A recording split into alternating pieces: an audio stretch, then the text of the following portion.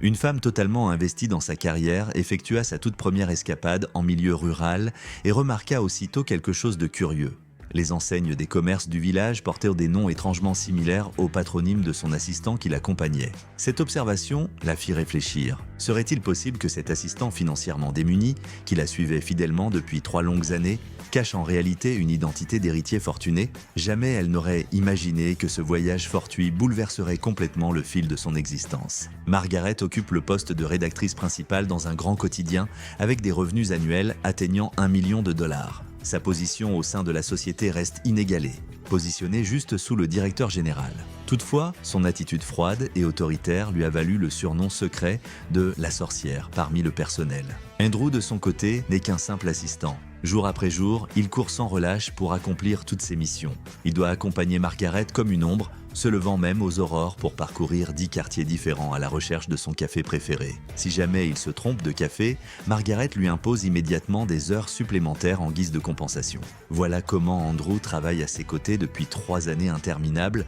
Pendant toutes ces années, il a à peine eu de temps libre. Margaret est très satisfaite de son assistant disponible en permanence.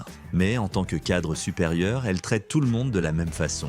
Même le rédacteur en second n'y échappe pas. Quand il commit une faute, Margaret ne montra aucune pitié. Elle déclara que Bob manquait d'éthique professionnelle et le renvoya sur le champ. Avant que Bob ne puisse réagir, Margaret était déjà partie, la tête haute. Son arrogance le toucha profondément. Bob partit en rage, criant dans le couloir. Il lui reprocha son cœur de glace et prédit qu'elle serait délaissée par l'amour. Mais Margaret répondit calmement. Sa réplique tranchante et bien argumentée réduisit Bob au silence. Au bureau, Margaret est connue pour son caractère dur et son tempérament dominateur. Tous les employés la décrivent ainsi. Son style strict est difficile à accepter pour les autres. Mais comme son travail est impeccable, le patron ferme toujours les yeux. Cette fois pourtant, Margaret commit une grave erreur. Tellement submergée par le travail, elle avait oublié de renouveler son visa. Celui-ci venait d'expirer et les services d'immigration décidèrent de l'expulser. Pour Margaret, ce fut un choc total. Pire encore, le conseil d'administration décida qu'après son expulsion, son poste serait confié à l'homme qu'elle venait de licencier, Bob. À ce moment précis, Andrew entra de manière inattendue dans le bureau. En le regardant, Margaret eut une idée audacieuse. Bien que son patron soit stupéfait, il la félicita quand même. Si Andrew et elle pouvaient se marier légalement rapidement, elle obtiendrait un nouveau statut et resterait aux États-Unis. Sans laisser à Andrew la moindre chance de répondre, Margaret le tira dans son bureau. Andrew resta figé, incrédule. Cette femme ne l'intéresse pas, mais la pensée de perdre l'emploi pour lequel il s'est échiné 3 ans le force à accepter. Une fois la période légale d'attente terminée, ils pourraient être divorcés immédiatement. Ensuite, ils allèrent au bureau d'immigration enregistrer leur mariage. Mais l'officier remarqua instantanément quelque chose de suspect. Il les avertit, si leur mariage n'était qu'un stratagème pour obtenir une carte verte, ce serait un crime grave. Ils risqueraient 5 ans de prison et une amende de 250 000 $. Andrew devint visiblement anxieux, mais Margaret garda son calme. Elle affirma qu'ils allaient visiter la ville natale d'Andrew ce week-end pour le 90e anniversaire de sa grand-mère et pour annoncer leur fiançailles. Après un court moment de tension, Andrew rassembla son courage et inventa une belle histoire d'amour. Il raconta qu'après tant de soirées passées à travailler ensemble, il était tombé follement amoureux de Margaret. Bien qu'ils aient réussi l'entretien de justesse, l'officier les avertit tout de même que dans une semaine, il les interrogerait séparément sur les détails de leur relation et qu'en cas d'incohérence, ils pourraient aller en prison. En sortant du bureau d'immigration, Andrew se sentit complètement déstabilisé. Il pensait prendre trop de risques et mériter quelque chose en retour, alors il formula de nouvelles demandes. Il voulait non seulement que Margaret l'aide à publier son livre, mais aussi qu'elle lui accorde une promotion. Face à cette situation, Margaret n'eut pas le choix et dut faire des compromis. Elle promit que dès l'obtention de sa carte verte, elle donnerait immédiatement une promotion à Andrew. Cependant, Andrew trouva que l'attitude de Margaret manquait de conviction. Alors il exigea qu'elle fasse preuve de plus de sincérité. Étonnamment, la rédactrice en chef, autrefois si hautaine, dut baisser sa tête fière pour obtenir une carte verte. Ce retournement de situation donna finalement à Andrew le sentiment de victoire qu'il attendait depuis longtemps. Peu après, Margaret accompagna Andrew dans un vol vers sa ville natale. Dans l'avion, Margaret se moqua ouvertement des origines familiales d'Andrew et insista fermement sur le fait qu'après leur mariage, il devrait vivre dans sa maison à elle. Mais Andrew resta calme face au sarcasme de Margaret. Après 3 ans de travail étroit ensemble, il était habitué à sa personnalité. Pourtant, Margaret commençait à se sentir mal à l'aise. Elle n'avait aucune idée de comment faire face aux parents d'Andrew. L'avion atterrit rapidement et la grand-mère d'Andrew attendait déjà près de la clôture. Dès leur arrivée, la mère d'Andrew accueillit chaleureusement Margaret. Le groupe emprunta ensuite des routes sinueuses de montagne jusqu'à ce qu'ils arrivent enfin dans une petite ville. Mais bientôt, quelque chose d'étrange attira l'œil de Margaret. Les noms des boutiques de la région commençaient tous par le nom de famille d'Andrew. Mais ce n'était que le début. Ce qui suivit fut encore plus surprenant. Peut-être parce qu'il était de retour sur son propre terrain, Andrew ne parlait plus à Margaret sur un ton soumis. Au contraire, il observait tranquillement pendant qu'elle peinait à s'adapter. Pourtant, quand il vit l'expression nerveuse sur le visage de Margaret alors qu'elle descendait l'escalier, il tendit quand même la main pour l'aider. Bientôt, ils montèrent à bord d'un yacht, mais Margaret ne pouvait dissiper le doute dans son cœur. Était-ce vraiment le chemin vers la maison d'Andrew ? Alors que son regard passait devant un énorme mur de pierre, un château imposant apparut soudainement. Les soupçons de Margaret furent finalement confirmés. Comparée à Andrew, l'héritier caché, elle n'était qu'une employée travailleuse essayant de s'en sortir. Pour accueillir leur fils après 3 ans d'absence, la famille avait préparé un festin élaboré. Ce fut aussi la première fois que Margaret rencontra le père d'Andrew, Joe. Joe était toujours très sérieux et il désapprouvait fortement la décision de son fils de travailler dans un emploi ordinaire. Son ton débordait de sarcasme, mais Andrew y était déjà habitué. Pendant la fête, Andrew annonça que Margaret et lui allèrent se marier. Au milieu des acclamations, la foule réclama avec insistance que le couple s'embrasse. Pour éviter de révéler la vérité, ils n'eurent pas d'autre choix que de jouer le jeu. Ce qu'Andrew ignorait, c'est qu'il s'agissait en fait du premier baiser de Margaret. Et dans cette atmosphère légèrement enivrée, tous deux ressentirent une émotion inattendue dans leur cœur. Quand la nuit tomba, la mère d'Andrew organisa attentivement une chambre tranquille pour que les deux passent la nuit ensemble. Margaret, bien que se sentant gênée devant la famille d'Andrew, ne montra aucun signe de refus. Après le départ de la famille, Andrew installa une couverture sur le sol pour lui-même. Partageant une chambre avec sa patronne pour la première fois, l'esprit d'Andrew était complètement embrouillé. Et Margaret, tout aussi mal à l'aise, ne pouvait s'endormir malgré tous ses efforts. À l'aube du lendemain, Margaret fut réveillée par la sonnerie urgente de son téléphone. Craignant de réveiller Andrew, elle sortit discrètement dans la cour. Mais elle oublia de fermer la porte derrière elle. À ce moment, un chien très coûteux s'échappa et commença à aboyer sans arrêt contre Margaret. Soudain, un faucon plongea du ciel et saisit le petit chien en un instant. Toujours au téléphone, Margaret le poursuivit et, paniquée, lança son téléphone pour effrayer le faucon et réussit à sauver le chien. Mais le faucon n'en avait pas terminé, il avait maintenant jeté son dévolu sur le téléphone de Margaret. Avant qu'elle ne puisse réagir, le faucon attrapa le téléphone et s'envola. La famille d'Andrew, observant de loin, se méprit sur la scène. Ils pensèrent que Margaret jouait simplement avec le chien et la qualifièrent d'amoureuse des animaux. Même Andrew fut surpris. Il ne savait pas que Margaret avait un côté si doux et adorable. Margaret expliqua gentiment la vérité à Andrew, mais Andrew restait à moitié convaincu. Voyant cela, il dit à Margaret que demain, la famille l'emmènerait en ville pour qu'elle puisse acheter un nouveau téléphone.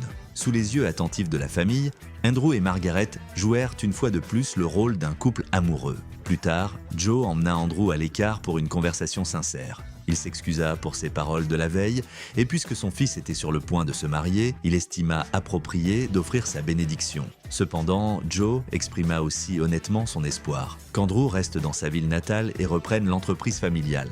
Pourtant, même cette conversation ne combla pas le fossé entre le père et le fils. Peu après leur retour à la maison, tout le monde fut témoin de l'explosion soudaine d'Andrew.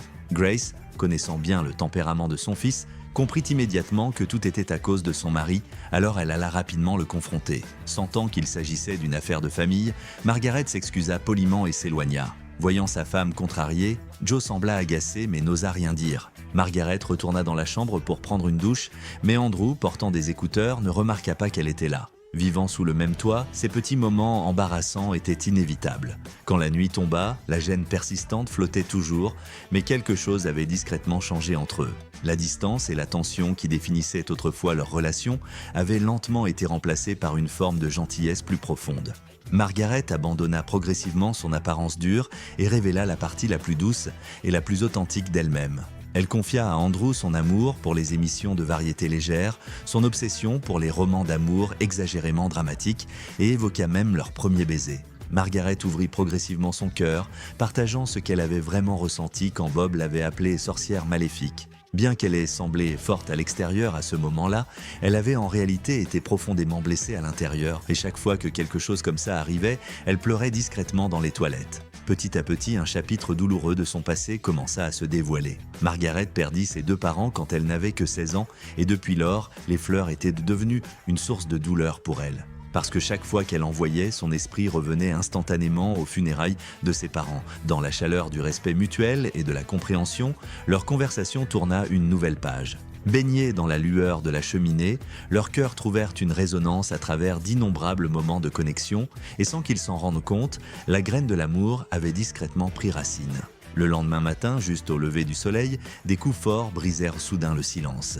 Pour éviter d'être découvert, Margaret fit rapidement signe à Andrew de se mettre au lit. Heureusement, ils ne furent pas démasqués.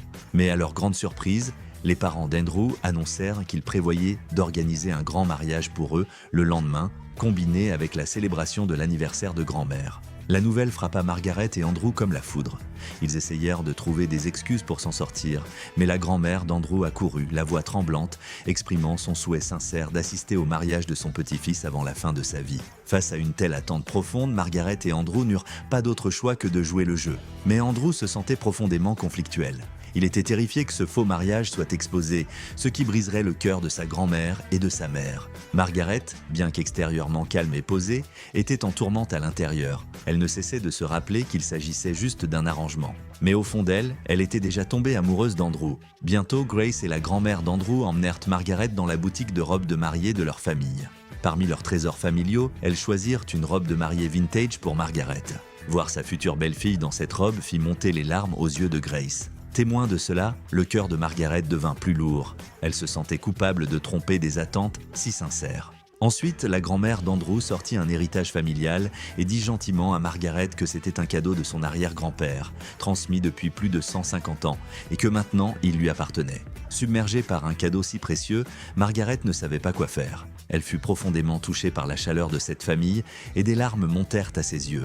En même temps, un sentiment de culpabilité écrasant s'éleva en elle. Immédiatement après, Margaret retrouva Andrew et démarra le yacht. Pendant ces jours passés chez Andrew, Margaret avait expérimenté un type d'amour différent, l'amour familial. Son cœur était rempli à la fois de joie et de malaise. Elle craignait que toute cette chaleur ne soit que temporaire, comme un beau rêve sur le point de se terminer à tout moment. Et elle savait que ce rêve, construit sur un faux mariage, était destiné à s'effondrer tôt ou tard. Sentant la tourmente émotionnelle de Margaret, Andrew prit rapidement la barre. Mais juste à ce moment, une bouée apparut soudain devant eux.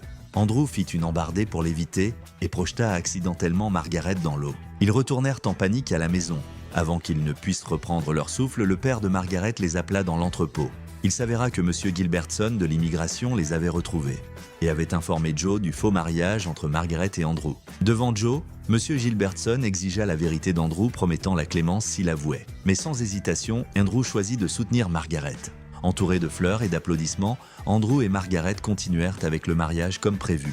Margaret marcha lentement dans la salle de mariage, bras dessus, bras dessous avec grand-mère, mais juste au moment où l'officiant commença la cérémonie, Margaret l'interrompit. Devant tous les invités, Margaret s'ouvrit courageusement sur son passé et encore plus courageusement admit que le mariage était un mensonge.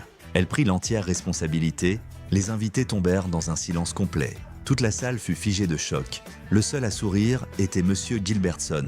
À ce moment, Andrew ressentit un vide et une perte étrange. Au cours de ces derniers jours, il avait vu la douceur et la vulnérabilité derrière l'extérieur fort de Margaret. Et aujourd'hui, il vit son courage et sa sincérité de ses propres yeux. C'est à ce moment qu'il réalisa finalement, il était vraiment tombé amoureux d'elle. Il ne voulait pas qu'elle affronte les conséquences seule. Alors il courut après elle sans hésiter. Cependant, son père bloqua fermement le chemin d'Andrew. Et juste à ce moment, la grand-mère d'Andrew eut soudain une crise cardiaque. Tout le monde se précipita pour la mettre dans un hélicoptère. Au milieu de tout ce chaos, grand-mère retira soudainement son masque à oxygène. Mais il était trop tard. Margaret avait déjà embarqué pour le vol de retour vers New York. Pour compenser son erreur, Joe mobilisa rapidement ses ressources et organisa un avion privé. Alors que Margaret faisait ses bagages, Andrew arriva au bureau de New York et vint à ses côtés.